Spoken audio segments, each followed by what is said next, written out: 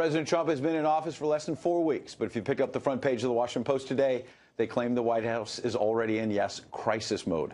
Tonight, a Democratic congressman is actually talking about removing Donald Trump from office. And then there's the DNC. Its senior advisor, Zach Petkanis, is charging the Trump-Russia connection, as you guessed it, already bigger than Watergate. Zach joins me live. It's good to see you. You seem to be a calm, reasonable guy. My mother thinks so. And I think so on the surface. But why this hysterical charge on day 26? This is bigger than Watergate. Oh, I don't think it's hysterical. Let's talk about the facts. We know that a foreign government has interjected itself in our election to help Donald Trump win. And we knew that weeks ago. Yes. That they interjected themselves. But what we didn't know is that the Trump campaign senior officials were in communication with the Kremlin, not just the Kremlin, the intelligence services that were actually working to help Donald Trump get elected. Okay, and we've heard that for a long time. No. We have. And I want to play the full context of what you said earlier on Facebook Live. Watch this. I'm Zach Petkanis, director of the Trump War Room here at the DNC. Over the last 48 hours, the press has confirmed what many of us already suspected. Donald Trump and his aides have repeatedly lied about their contact with Russia. And now, the American people are witnessing one of the biggest political scandals in American history. This is bigger than Watergate.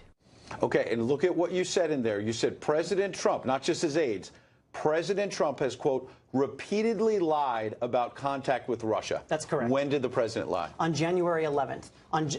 At least on January 11th. On January 6th, Donald Trump received... What did he say on January 11th? He had a news conference, and afterwards people shouted at him. And afterwards, he was asked whether his aides had contact with the Kremlin, and he said no. And that was 5 days after he received an intelligence briefing that said the exact opposite, where the FBI and the CIA informed him that, in fact, his campaign and senior aides did have contact with intelligence officials. And so contact. So 5 days after. And it's not only Donald Trump who lied. Yeah. It's actually Mike Pence who lied as well. On January 15th, he was asked the question whether his campaign aides had communication with the Kremlin. And he said no. And again, this is after January 6th, when he was a part of a briefing where it said the exact opposite. And the Screamer story in the New York Times today that laid out these contexts you talk about said, and let me quote it directly, the officials interviewed in recent weeks, intelligence officials, said that so far they had seen no evidence, Zach, of such cooperation. So you may have the Trump administration on contacts. Okay, but there was no collusion. And that they lied. Okay, so let's concede that maybe Donald Trump didn't, and I'm not saying he did, but on January 11th, he suggested there was no contact, and you're saying there was contact. I'm still not seeing this as bigger than Watergate. Well, I mean, let's be clear about how this scandal has unfolded. When we first learned about it in July, it was just that the Russians had interfered in the election. It wasn't that they had helped Trump. And then we learned it was, in fact, that they did it to help Trump. But it wasn't that there was any communication between the Kremlin and the top aides. And then we learned that there was communication between the Kremlins and the top aides. So this is where we currently are in the story.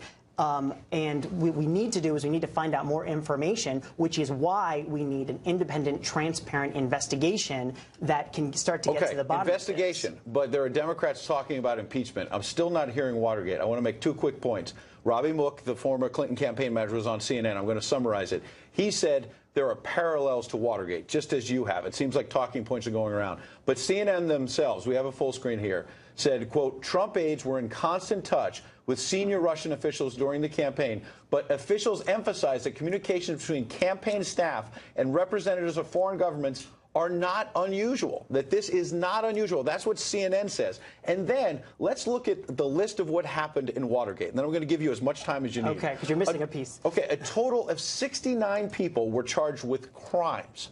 Crimes Act. 48 people and 20 corporations pleaded guilty.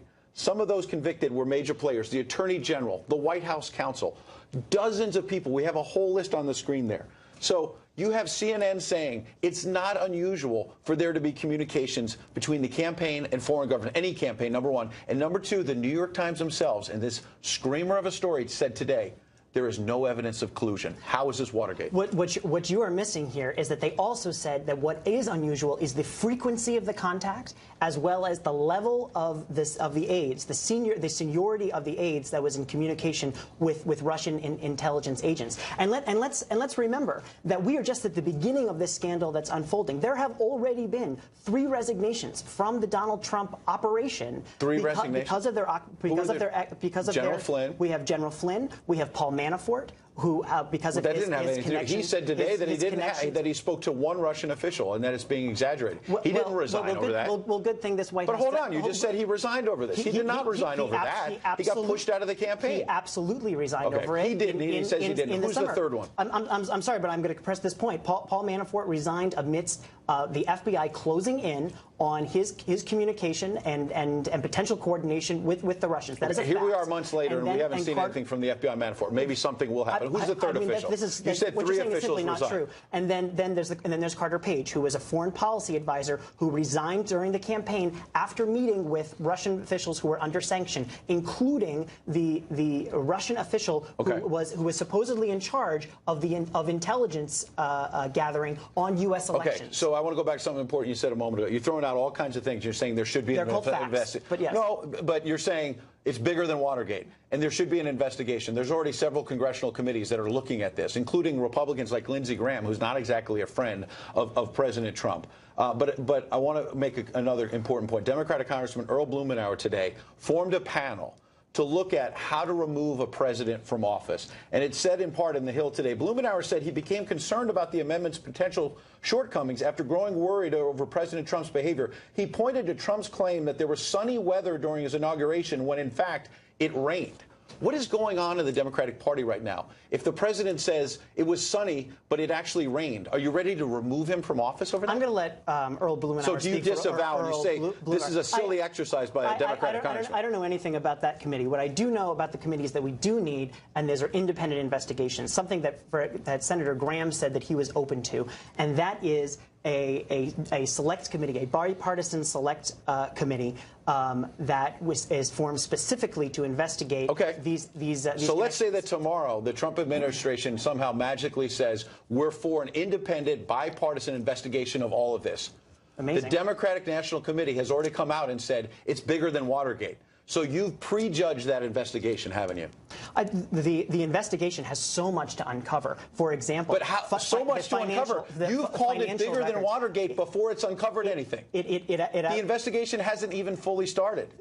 Here's what we know the investigation is doing that the CIA and the FBI are investigating. They're investigating whether the Kremlin is funneled money to the Trump campaign. That's one of the things. Whether they did. Yes, no, that's exactly true. Here's my bottom line point. I'm acknowledging to you, let's point out, for example, a Republican senator today, Bob Corker, a Republican, said he's tired of the dribble of President Trump's Russia story. He said, quote, all of it is concerning.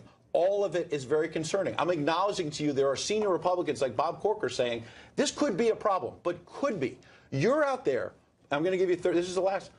Before anything happens, you're shooting first and asking questions later. You've prejudged the man 26 days into his administration. We know too much already. We know that his actions are pro-Russian, and that's extremely How has weird. he been pro-Russian? He's said things that you think are pro-Russian. He's defending He's been in office for 26 days. What has he done to help Russia? Regime on TV. What has he done to help Russia in 26 days? He's eased the sanctions on the intelligence community in Russia. He hasn't removed the Obama sanctions. He has eased the sanctions on Russian spies. He has attacked NATO and the European Union. General Mattis went and said NATO's a very important alliance. Is that right? NATO. I believe it's a very important alliance. He attacked it in the campaign. Donald Trump General doesn't believe it's a very important alliance. He also made moves today to potentially remove support from NATO. That is playing into Vladimir Putin's playbook. That is doing his bidding. That is not standing up to Russia. There's one thing that I'll acknowledge that Donald Trump is not cooperating with one entity, and that's ESPN. President Obama used to turn over his brackets for the NCAA Final Four, and today the White House said Donald Trump will not do that. Will you soon be asking, when did Donald Trump know about March Madness, and what did he know about it? That's a scandal that's bigger than Watergate. Okay. I appreciate you coming in. Thanks, Zach. Thank you.